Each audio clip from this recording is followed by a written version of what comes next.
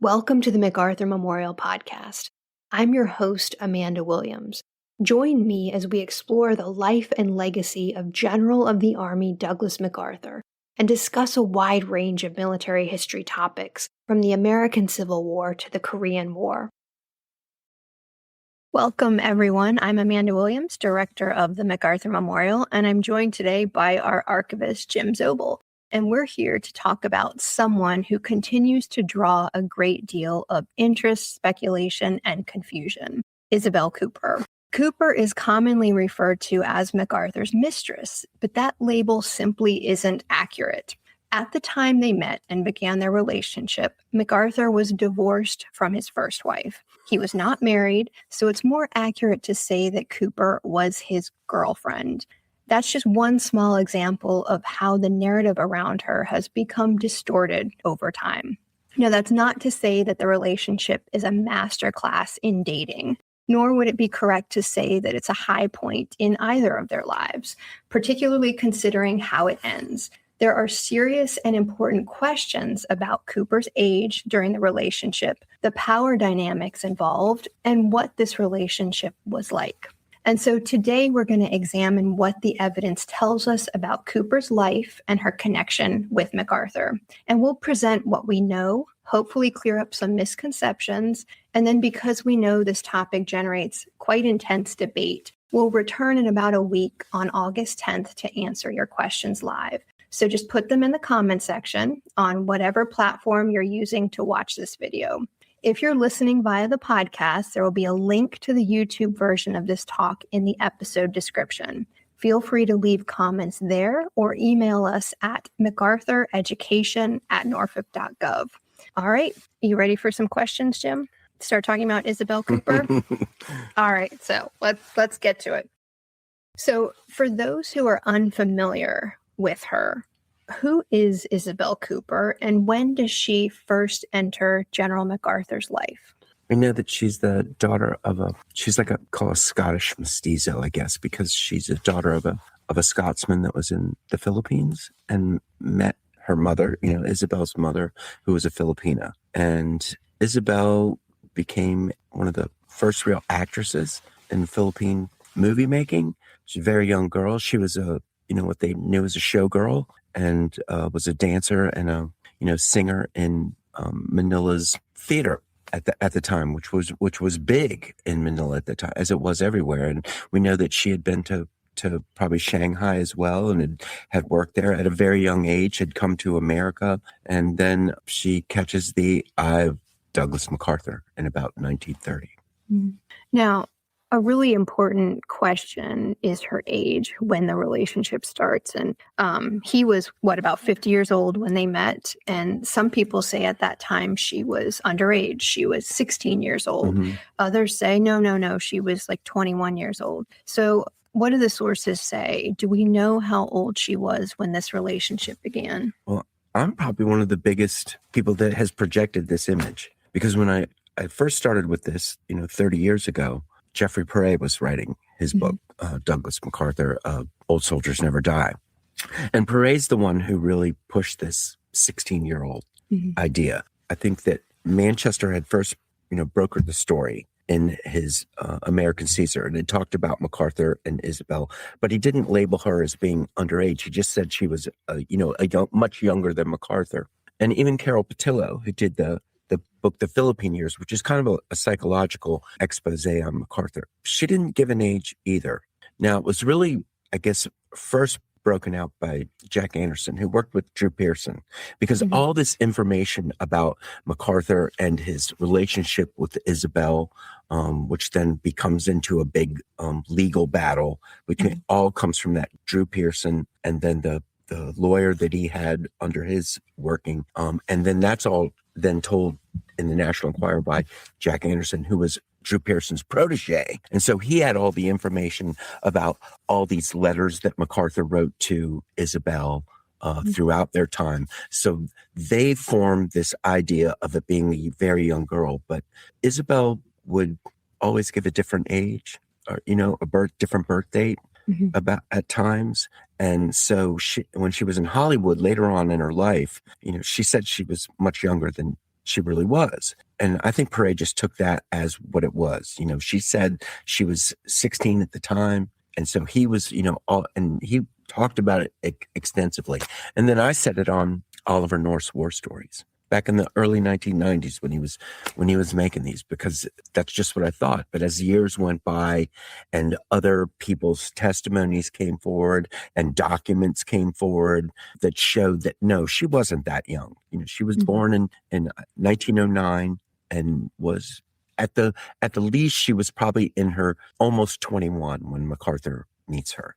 Okay, so she might actually have been older than 21? No, it's like what I'm saying is, from what we know from the documents that Dr. Richard Mikesell produced, and these were all on ancestry.com, when she made the trip from the United States, from Philippines to the United States in 1930, she had to produce all of her documents, passports, everything else. And it all said she was born in February of 1909, which when she makes the trip to the United States in June of 1930, she's 21 years old. Okay. And so, but it's from most of the literature, because none of these are stated in documents, oh, I met her here, because MacArthur wasn't keeping his memorabilia of Isabel for the rest of his life, and so from all these things that then come forward, it seems that she wasn't the 16-year-old that Pare said she was, or that other people intimated. And I mean, there would have been a great deal of pressure on her as she's trying really for the second time to break into the Hollywood scene to be younger. I mean, let's face it, like an actress, especially at that time. In the 1940s. Right. Is probably feeling like I have a very finite time where a casting director or someone is going to be interested in me for some of these roles. And they still complain about it today. Right. Yeah. So. Yeah. So you can have a 70-year-old leading man and, you still have to have 20, 30-year-old leading lady, I guess. Not fair. Yeah, it's just kind of it's hard to come by hard facts, and what we have now are, all these documents that say she was definitely 21. And there's been other pieces written by people that were family members of Isabel that said that, they said at the time that they thought she was 22. And these were family members of hers. And then they all as well came out and would say, they couldn't believe that Manchester had published all these, stories, because like you said before, it was so tragic. Right. And, in a way, when we talk about people's, girlfriend versus mistress, I mean, she was a girlfriend, but MacArthur did keep her like a mistress, almost locked away in a hotel. And finally, that's really what led to them separating, was because she wanted to get out. Right. And then she meets people her own age. Right. And by that time in the, after she comes to the States and MacArthur has her at the hotel and then at the apartment downtown Washington, he starts paying for acting lessons. He's paying for college, for her. And that's when the age difference really hits, because then she's around people her own age all the time. And in Washington, I mean, he's so busy as chief of staff. Yeah, and then, like you said, he doesn't really, I don't know that he's ashamed of her. I think he just doesn't want to share her, or he doesn't want his mother to find out. So everyone else in Washington knows that she's with him. Everyone a lot of in Manila people do. Yes. knew. Like it's an open secret, and he's certainly not upset by the fact that she's, Eurasian. Like he's not upset about that at all. Yeah. I think it's just his mom is in DC, and I guess he doesn't want her to know, so he really just hides Isabel. But so just backtrack. Anything else? No. Let's backtrack a little bit. So the relationship starts in the Philippines. It would appear from her documents or travel documents that she was 21 or so when the relationship starts. And then MacArthur is then sent back. So they're in Manila. He's sent back to the States. He's going to go to DC, chief of staff, to be the chief of staff in Washington, D.C. And he brings Cooper with him, or she follows him, actually. He goes and then he asks her to follow him. Yeah, he leaves her at the docks at Manila. And it's all prearranged of how she's going to come to the United States after that. And join him in Washington. So, and you've described a little bit of their time together, but basically he installs her in some apartments. Yeah. The Chastleton I think was the apartments, and she was in a hotel for a while, but then he got her into this apartment. Okay. In Washington.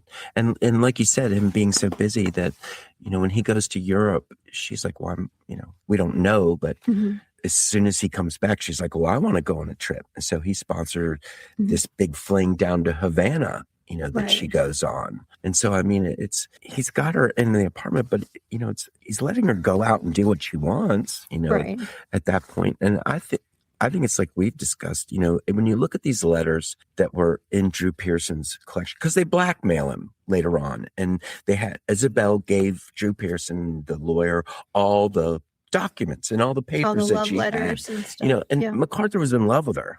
Yeah. I mean, so. He is. I think he's much older than she is, but he had not much luck with women, growing up and into his 30s, and not till he's 40 does he meet Louise, and then that ends in a disaster. And then when he meets her, it's sex and it's everything else that he wants. And we've talked before too that I don't know that he thought he was going to be chief of staff of the Army. Do you think that he was going to have some other role and retire, and then maybe he and Isabel would just be in the Philippines, like that would be the rest of their lives together? I think he brings her to the States because he plans on, once it's over, to go back there and live in the Philippines with her. And he probably thinks, if I don't bring her with me, she'll find someone else. Yeah. And she wants to go to the States. She wants to be in Hollywood. She wants to be an actress. And does she look, and this is the part about, we don't have them documenting each second. Does she want to come here because she thinks this is there's this famous guy, he can probably get me in there. Yeah. Because they meet, when they meet in Manila, she has only recently come back from the States from her first attempt to become a Hollywood star. And so I'm sure that was very frustrating that those roles didn't pan out for her. Right. And so I suppose that he is in some ways a ticket back, but hard to say. But I do agree. I think he loved her. We've seen a lot of love letters from MacArthur to different people. And do you want to talk about those a little bit? We know MacArthur had a tendency to write very long, very expressive love letters. Oh, he's a. How would you characterize his to her? He's the classic romanticist. His letters to her are filled with the same type of devotion, but he knows the difference. He signs them Daddy. Yeah. Yeah.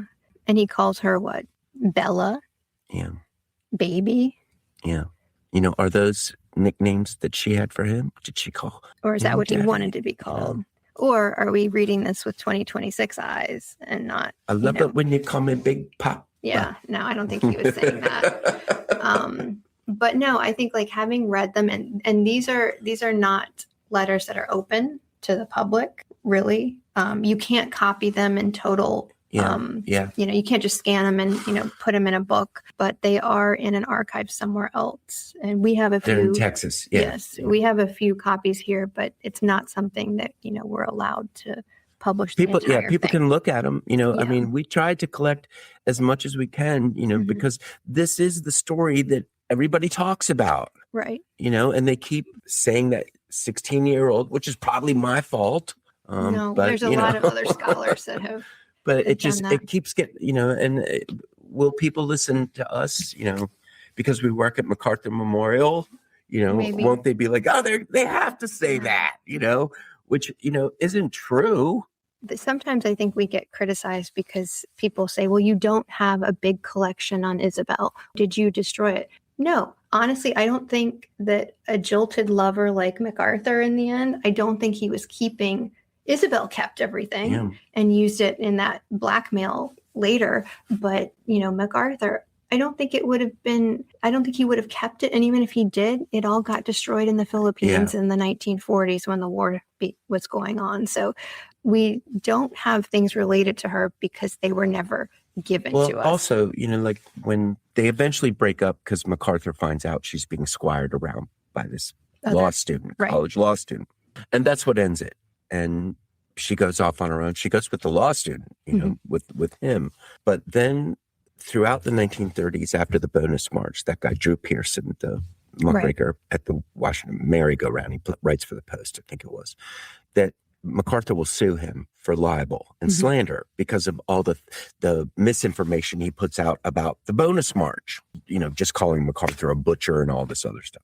And MacArthur sues him for, was it $1 million in damages? Yeah.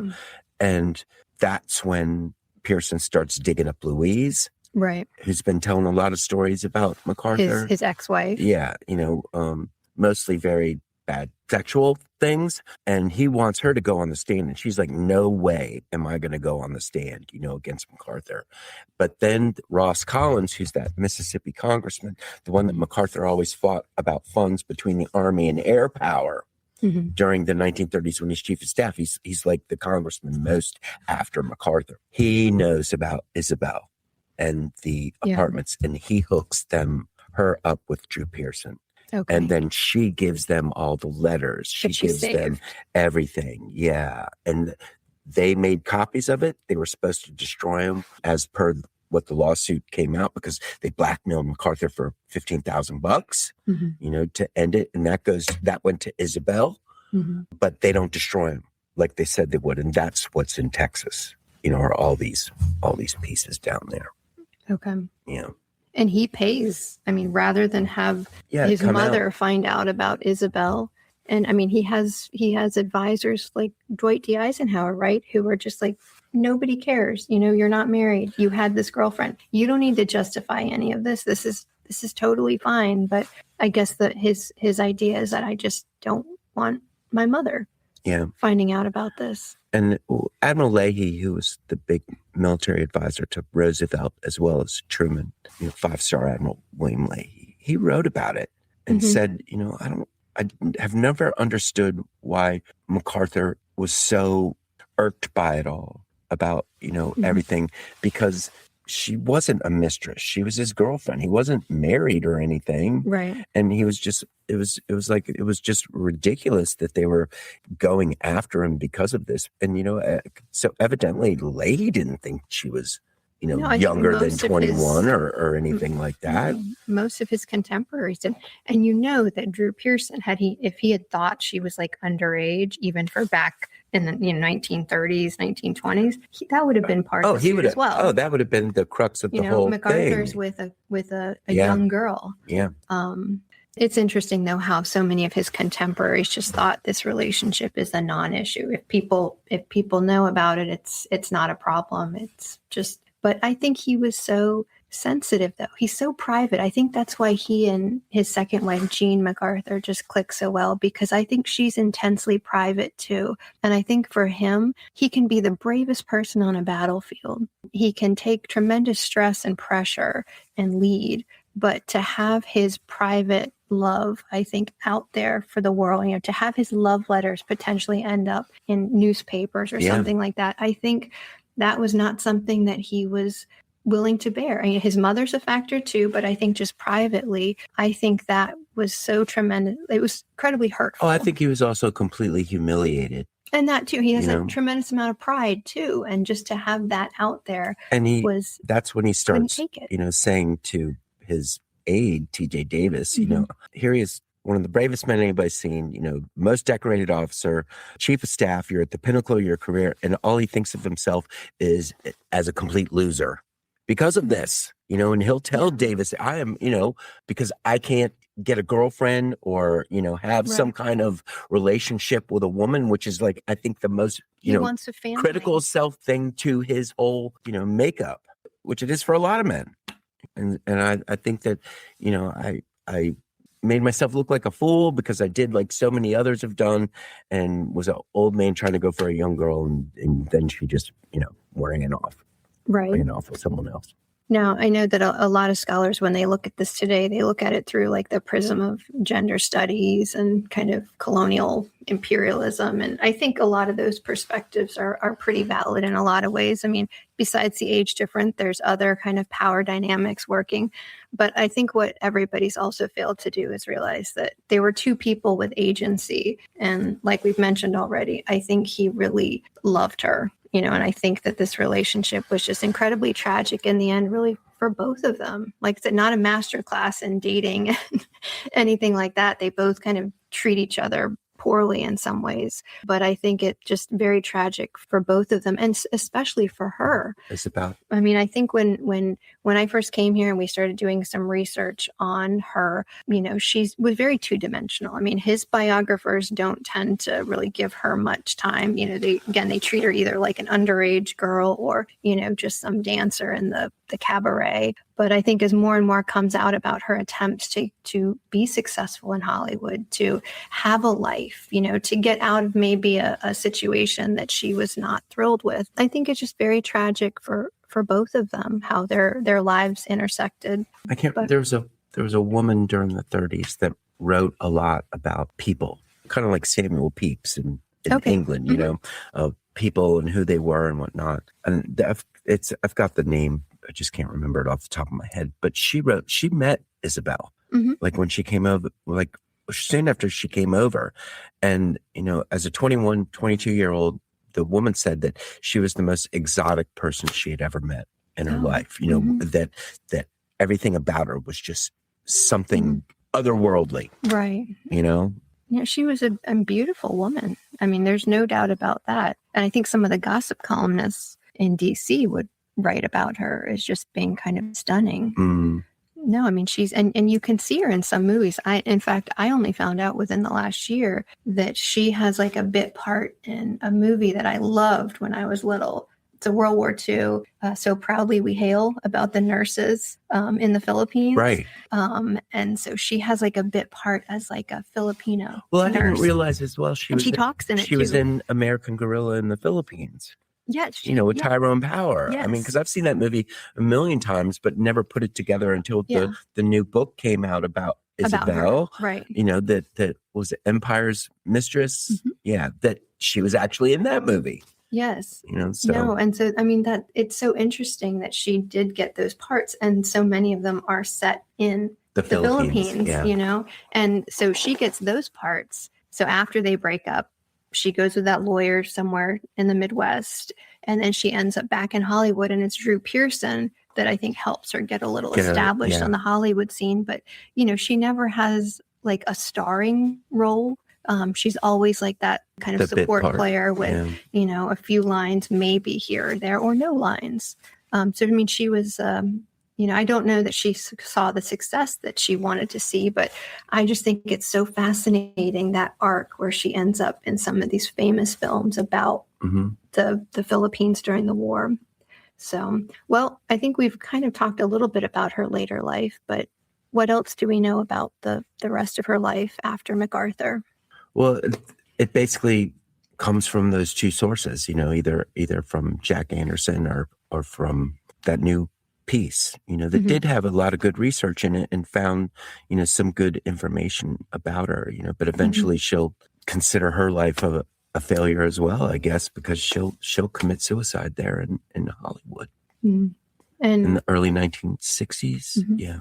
And actually has, I believe, an unmarked grave, which is, I think, also a little tragic as well. Now, I guess, final question, and we've touched on this a little bit, but we do get criticism about not holding collections related to her, and that we ignore her, that we want to kind of avoid that story. Is that true?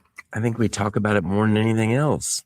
It's kind of like the MacArthur wanted to use nuclear weapons in Korea. These are the two big things that people constantly say about MacArthur that are not really true, that aren't true from what we know now. And do we ignore the story? No, we talk about it all the time.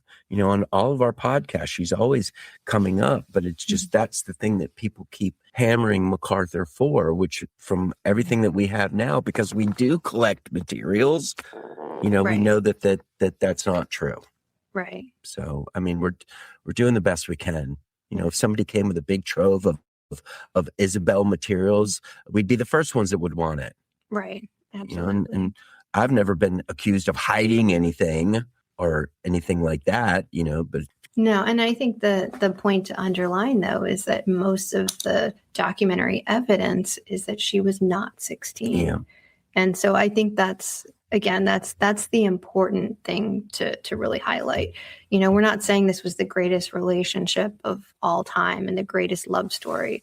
I think that new book, Mistress of Empire, I think one of the great lines is that at the start, this is not a love story, in some ways. This isn't this wonderful thing that they both probably wanted to remember. It was incredibly painful, but, they were two consenting adults that were in this relationship. And so I think that's always important. That's important context to this whole story. So want to add anything else? No, it's just, it's a tragic thing. Mm-hmm. Mm. Well, thank you, Jim. Thank you, Amanda. And thank you all for joining us. Do you have questions about this topic? Did we miss some major piece of evidence? As mentioned earlier, we will be back on August 10th to do a live Q&A on this subject. We want to hear from you, so send us your questions, and we'll see you back here on August 10th. And we invite you to visit MacArthurMemorial.org for additional details. We hope you enjoyed that episode. If you have questions, comments, or topic suggestions, the MacArthur Memorial team wants to hear from you. You can reach us at MacArthurMemorial@norfolk.gov or find us on X at MacArthur1880 or on Facebook and Instagram as MacArthur Memorial.